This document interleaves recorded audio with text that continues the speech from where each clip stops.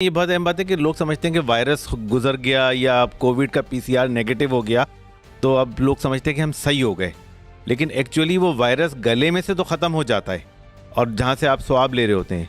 लेकिन ये काफ़ी एविडेंस है कि वायरस आपकी बॉडी में होता है, आपके नर्वस सिस्टम में, ख़ासतौर पे ब्रेन के अंदर।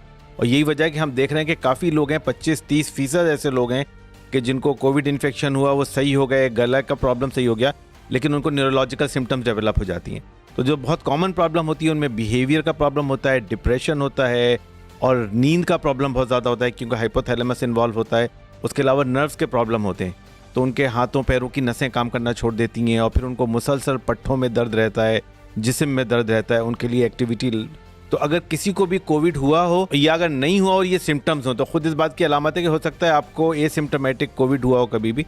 तो अगर किसी को कोविड हुआ और ये सिम्टम मौजूद है तो उनको डॉक्टर को दिखाने की ज़रूरत है। इसका मतलब कोविड के सिम्टम्स अभी परसिस्ट कर रहे हैं और जो पहली रिसर्च हुई है उससे पता चलता है कि इस कोरोना वायरस के सिम्टम 3 साल तक भी परसिस्ट कर सकते हैं। तो इसका मतलब बहुत लोगों में 3 महीने 6 महीने के बाद सिम्टम्स डेवलप होते हैं नर्वस सिस्टम के इन्वॉल्वमेंट के।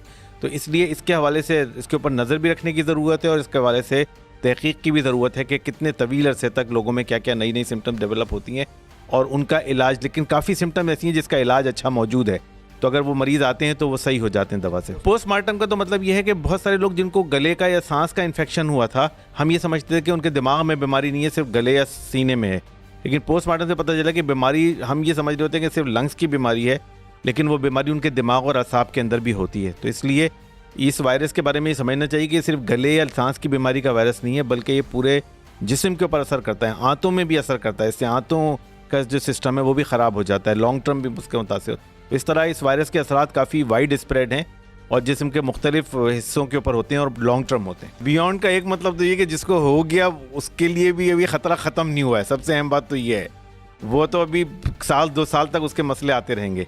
और बकिया ये कि वायरस भी अभी ख़त्म नहीं हुआ है, इसका इम्कान है। WHO तो कह दिया कि लगता है कि आइंदा 1-2 साल तक ये वायरस मौजूद रहेगा और ये इन्फेक्ट करते रहेगा लोगों को। तो इसके मतलब ये है कि इसके लिए एक मुसलसल एहतियात रखनी पड़ेगी और कोई ऐसी जश्न मनाने वाली चीज़ नहीं है आइंदा 1-2 साल तक कि आप समझे ख़त्म हो गया। जब लगे ख़त्म हो गया उस वक्त भी ख़त्म हुआ नहीं है वो, इसके लिए आप तैयार रहिए।